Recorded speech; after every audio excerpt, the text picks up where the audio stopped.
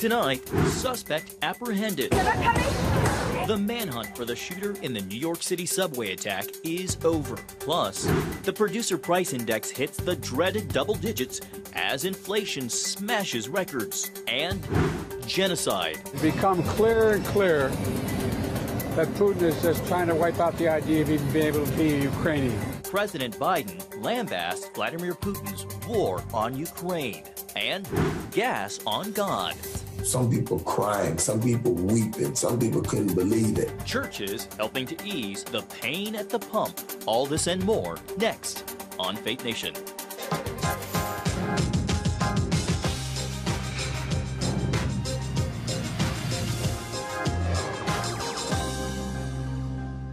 We got him. Words uttered by the New York City mayor concluding a massive manhunt for the suspect behind the Brooklyn subway attack. Welcome to Faith Nation in Washington. I'm John Jessup. And I'm Jenna Browder. Good evening. From suspect to wanted fugitive, the gunman police say is responsible for Tuesday's mass subway shooting is now behind bars. After roughly 30 hours on the run, authorities arrested the 61-year-old suspect in downtown Manhattan. CBN's Brody Carter joins us now with the latest developments. Brody. John, Jenna, police arrested Frank James just before 2 p.m. in Manhattan at St. Mark's thanks to a phone call from an unidentified person into Crime Stoppers. Here's the moment New Yorkers heard that news. Breaking news. There are reports that the suspect has been arrested. And that certainly is a big sigh of relief for the city after being on high alert since Monday morning as police searched for James. A main concern being hundreds of YouTube videos where James talked about his desire to, quote, kill people, even dubbing himself a, quote, prophet of doom. Now, Crime Stoppers, they released these pictures of the suspect. One of them shows him leaving the train station right after the shooting. That's in the bottom right, where evidence left at that crime scene led police to identify Frank as a wanted fugitive, including a 9mm semi-automatic gun purchased legally by the suspect at an Ohio pawn shop, and keys to a U-Haul van under James's name as well. Those were located about 5 miles from the crime scene. There were also fireworks, a hatchet, and smoke grenades found by police. During Monday's violent attack, witnesses say the gunman put a gas mask on, set off 2 smoke bombs, and then opened fire. 10 people were shot, several others injured, which all are expected to recover, thankfully. Now, police are also checking neighborhood surveillance cameras, but they say that cameras inside the subway station itself malfunctioned.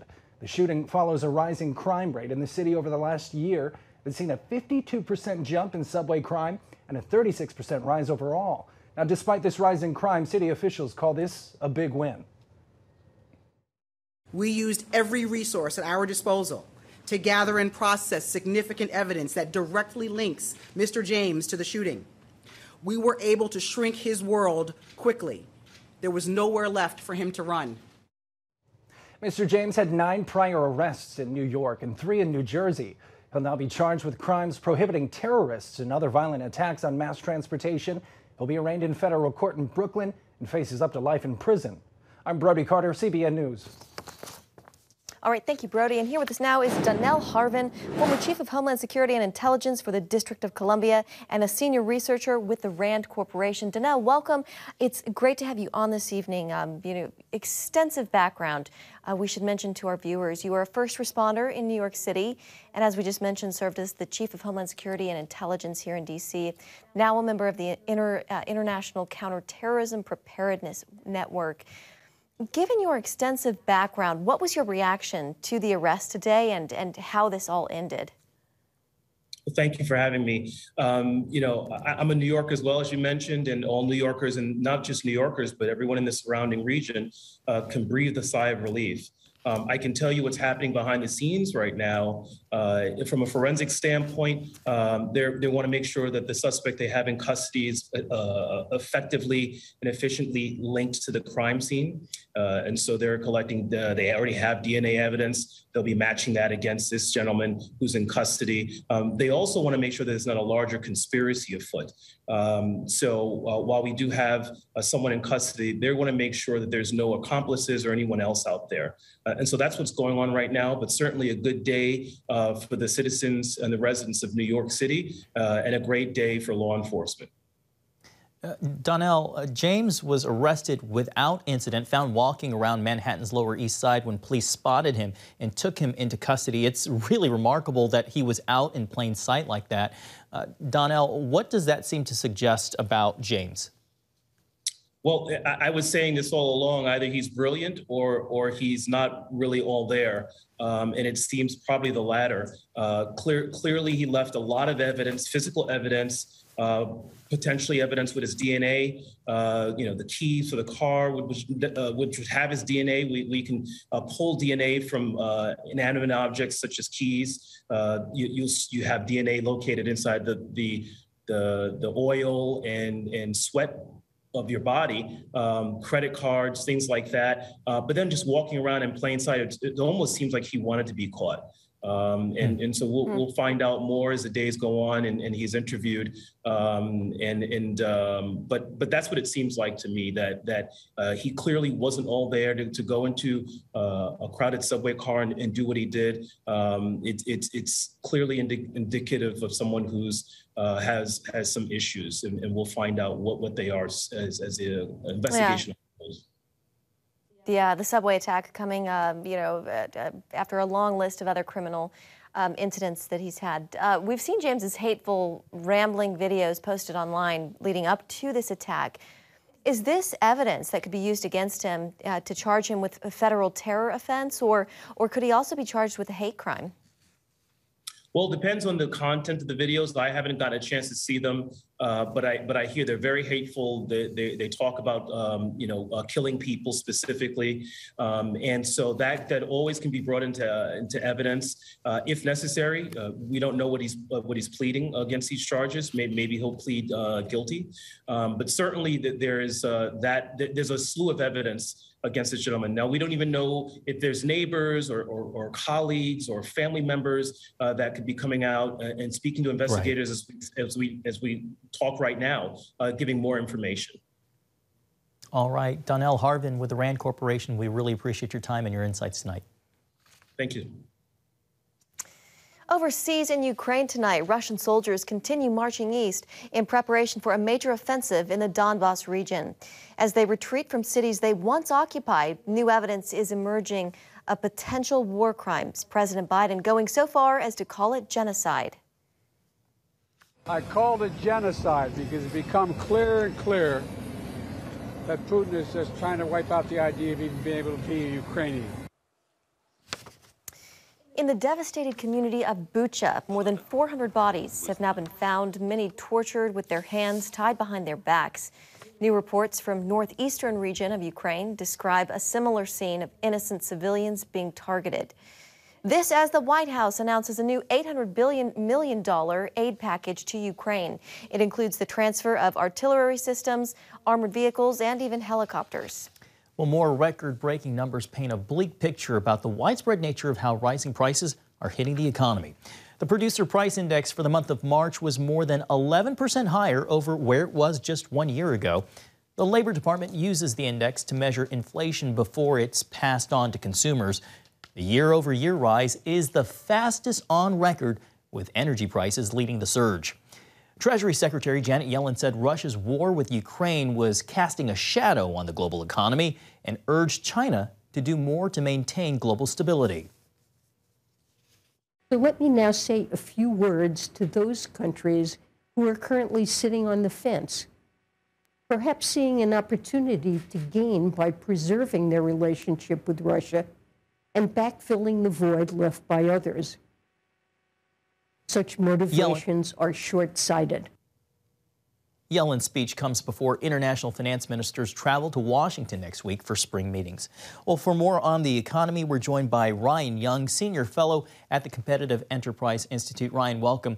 The Producer Price Index today spilled into double-digit territory. Ryan, how significant of a measure is that? It means, since it's a leading indicator, it's a sign of what's to come, and what's to come will likely be a little bit worse than what we've already seen. I was hoping that the latest numbers, by fully incorporating the oil supply shock, might be as high as it goes, but if the Producer Price Index keeps climbing higher, there's a good chance that next month's numbers will also be a little bit higher. So we have a ways to go before we're through the worst of this, although it does help that the Fed is finally starting to do the right thing by tightening the money supply a bit. Yeah. The Treasury Secretary just there cited the war in Ukraine today as casting a shadow on the world economy. Are we headed for a global economic recession? I don't believe so, because the economy overall, aside from inflation, is actually in pretty good shape. Coming into the COVID pandemic, we had a pretty healthy economy. There was no financial crisis, no housing bubble, no savings and loan crisis. What we had was a healthy economy that was hit by a pandemic. It opened back up as the pandemic allowed. And then now we have a little bit of a shock coming from Putin's invasion. I don't think that's going to be enough to topple the world economy into a recession, but it's certainly not going to help. Well, a flurry of activity expected next week. The International Monetary Fund and the World Bank are set to meet next week on the global economy. Ryan, how prominently will the war in Ukraine be a part of those discussions? It's going to be big for Europe, less so for the economy, but more so for the long-term stability of the region. Putin clearly has aspirations here, and Europe on its own has some internal conflicts between the more liberal side and the more Putin-friendly side, as we're seeing in France right now. So while I think the economy is healthy in the short run, despite what's going on now, there is a lot of long-run concerns, and that's going to be a big topic at next week's meetings. Yeah. Ryan, you mentioned there's going to be some short-term pain that Americans see. When do you see things getting better? I see inflation remaining high for at least another year. The problem is that the money supply has been growing a lot faster than actual real economic output. That's on the Fed. They grew the money supply as part of their COVID response, which was the wrong thing to do. They're starting to make it right, but they're being very gradual about it, and they have a lot of damage to undo. So they can do it, but it's going to take some time. And if this is like the last big inflation from the late 1970s and early 1980s, there could be some economic pain involved, but we'll get through it. Yeah, we'll see. There's fear that if they raise the interest rates too high, too soon, that could trigger a recession. So we will have to see. Ryan Young with the Competitive Enterprise Institute, thank you so much for your insights this evening. Thanks, Ryan. Thank you. Coming up, the unholy alliance helping to portray Vladimir Putin's military action in Ukraine as a holy war for Russia. To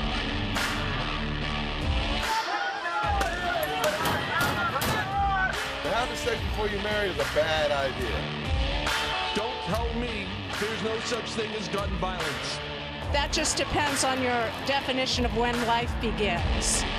Watch Dan and Dale tackle trending topics that test your faith on the next Faith Wire. Monday night at 8:30 on the CBN News Channel. The Global Lane takes you around the world, providing facts over fiction. What might rising trade and geopolitical tensions mean for you on the home front? With over 45 years of experience, award-winning journalist Gary Lane brings you the truth from a global angle. What about the issue of immigration? World news analysis you won't see anywhere else. And it's all right here on the Global Lane. Thursday night at 8:30 on the CBN News Channel.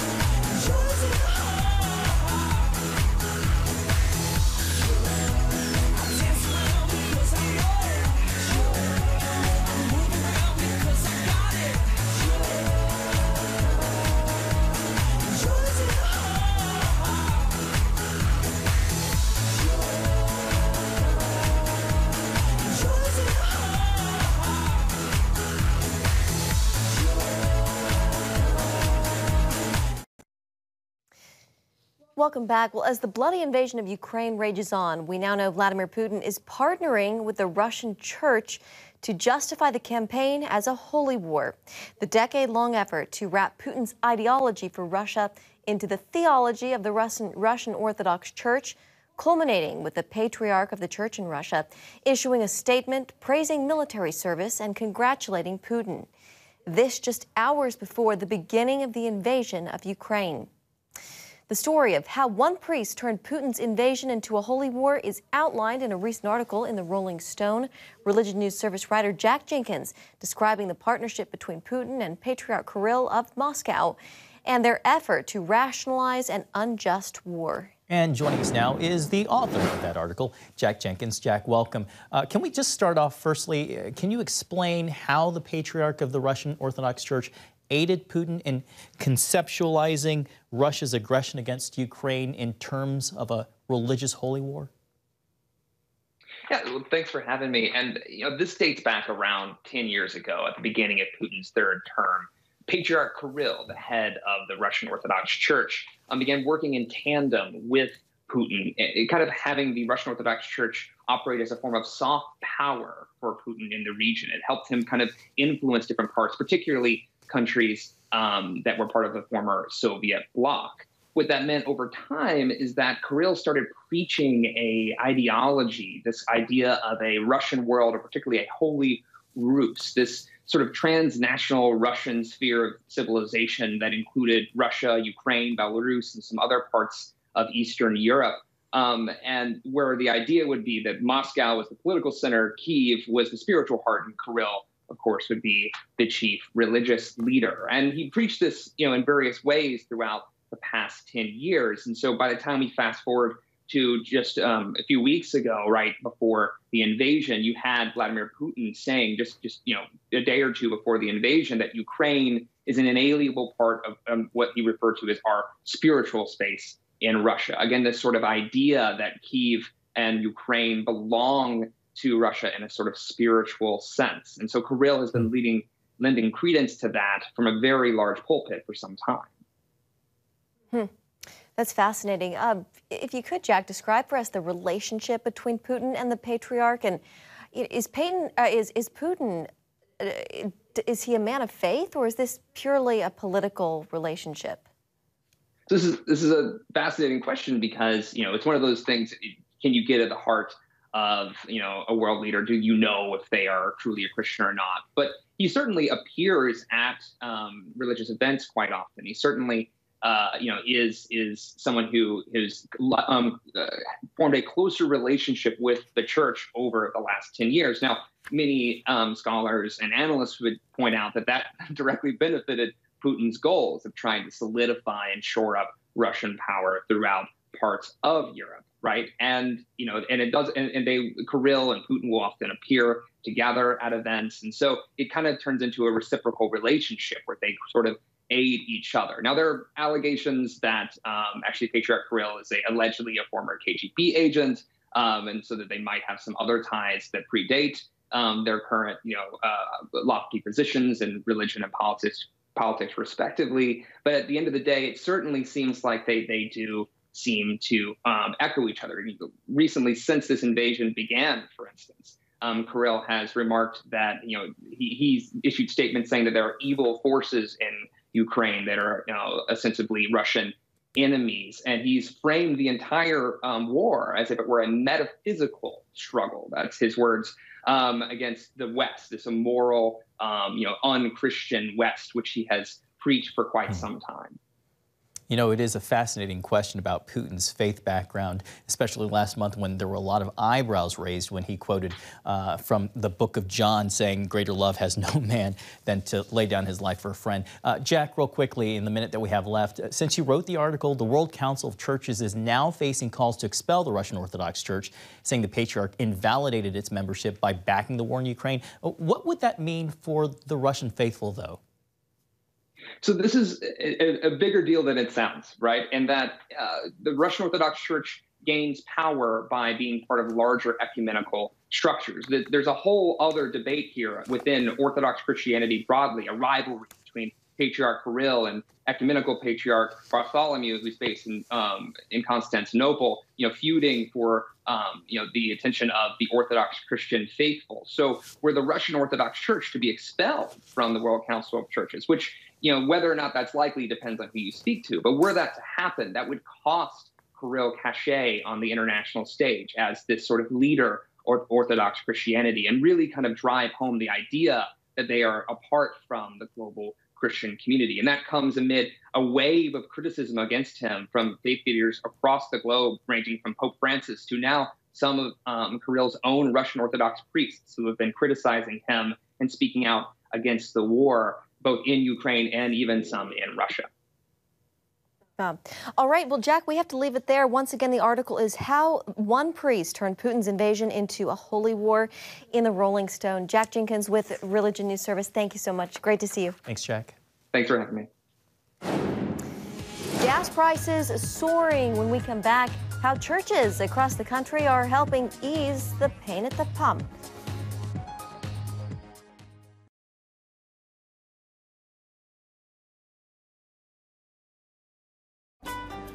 Want to be a part of a community that inspires your spiritual growth while winning prizes?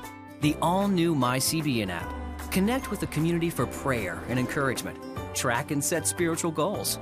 Enjoy conversation starters with friends and family. And collect points to win prizes. The all-new MyCBN app. A great place to belong. Download the app at cbn.com/mobile.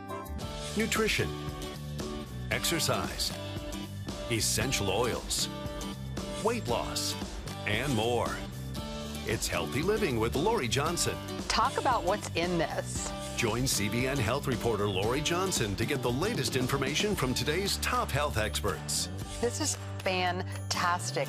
Find out what you need to know to live a healthier life. Watch Healthy Living Tuesday night at 8:30 on the CBN News Channel.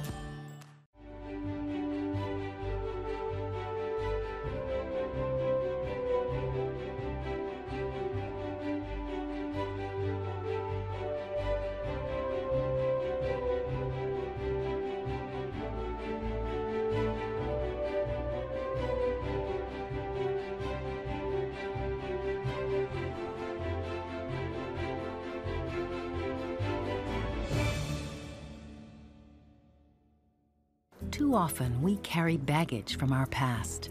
You know what it's like. It affects everything and everyone in our lives. It's always there, weighing us down and keeping us from achieving true happiness. But do you know God never meant for us to be trapped in the past? You can be free of your baggage. Learn how God's forgiveness leads to changed lives and new beginnings. Call the 700 Club. Welcome back. With so many Americans suffering under the weight of high prices at the pump, churches across the country are stepping up to ease the burden with free or discounted gas. Charlene Aaron spoke with one pastor who's helping people stay on the road. I believe that the life of the Christian should be a life that's overflowing with compassion. And Pastor Brian Karn of Kingdom City Church in Charlotte put his compassion on display by hosting this Gas on God event for members of his community. He told CBN's Prayer Link that while his church's gas outreach is ongoing, this year it's even more significant, with gas prices reaching record highs. We were just faithfully doing it over the last couple of years, and it actually came in handy this year in a powerful ways. More than 300 people received free gas through the church's partnership with a local mobile gas station. The ministry also distributed grocery vouchers and gift cards, as well as drive-up prayer. People were actually running out of gas coming to the gas station, and we were having to push their cars to the gas station. Members of Kingdom City Church pumped gas for drivers so they could sit in their cars, while also being filled with ministry and prayer.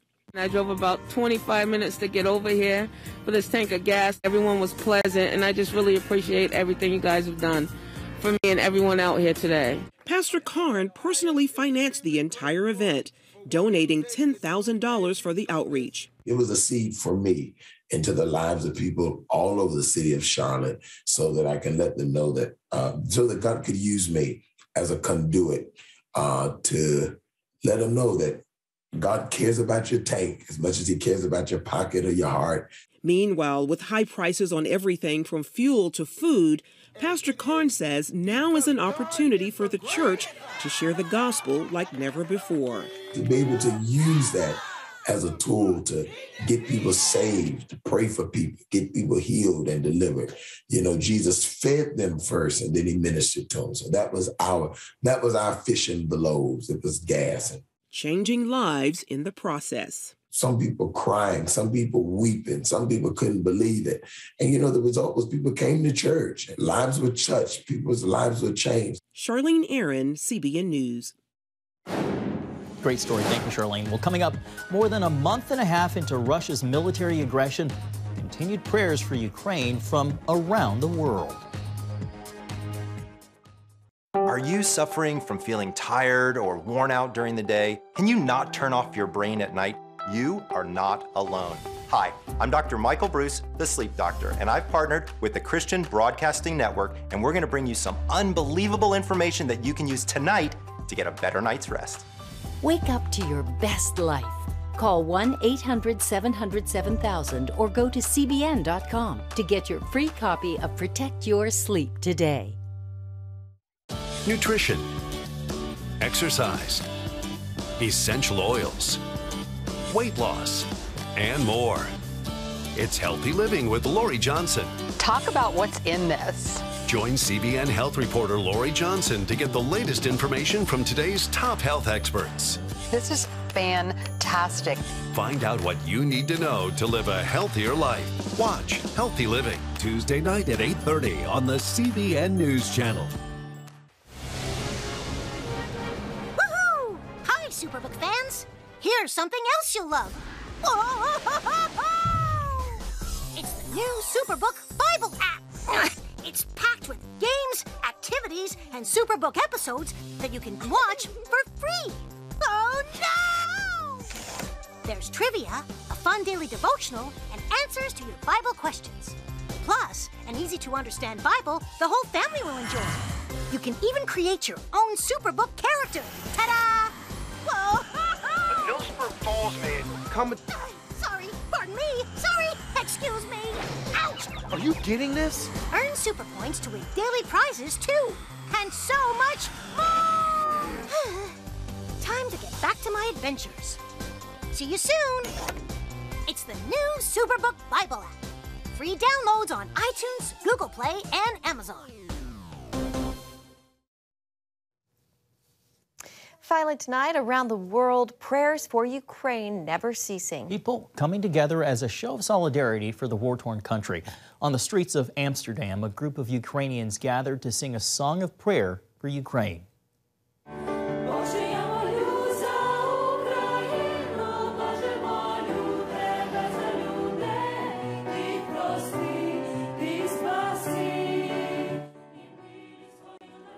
As you saw subtitled there, the lyrics saying, "Lord, I pray for Ukraine. Lord, I pray for the people. May you forgive and save us." It's called the Ukrainian subway song, beginning in a subway station in Kyiv just weeks earlier, with echoes now reverberating beyond Ukraine's borders. This scene, just part of a full Sunday service, a reminder of Scripture's directive to be persistent in prayer.